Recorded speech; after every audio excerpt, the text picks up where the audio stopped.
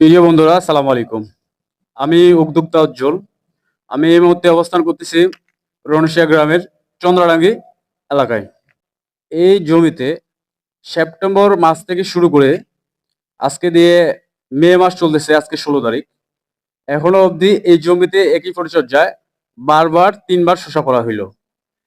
আর সেটা কিভাবে সম্ভব, আমি সরাসরি কথা বলবো আজকে এই কৃষক বন্ধুর সাথে। ভাই, আসসালামু আলাইকুম। ওয়ালাইকুম সালাম। ভাই, আপনার পরিচয়? আমি মোহাম্মদ মোতাহার হোসেন, রনশিয়া বাজার। রনশিয়া আমার সার কীটনাশকের দোকান আছে।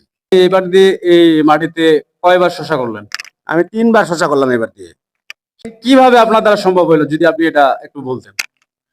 এটা তো আমি আসলে প্রথম যখন লাগাই তখন একবার মাটি টেস্ট করলাম, জি।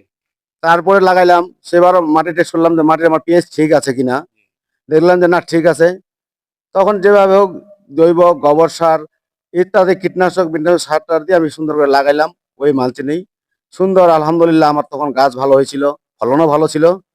এইবারও তৃতীয়বার ঠিক একইভাবে মাটি পরীক্ষা করে পিএইচ পরীক্ষা করে দেখলাম যে মাটির পিএইচ আমার ঠিক ছিল।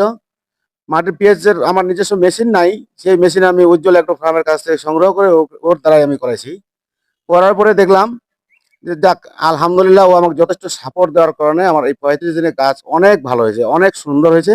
কয়টি জাত এখানে রোপণ করেছেন? আমার এখানে 3টি জাত দেওয়া আছে। 3টে জাত। জি। জাতগুলো কি কি একটু বলবেন?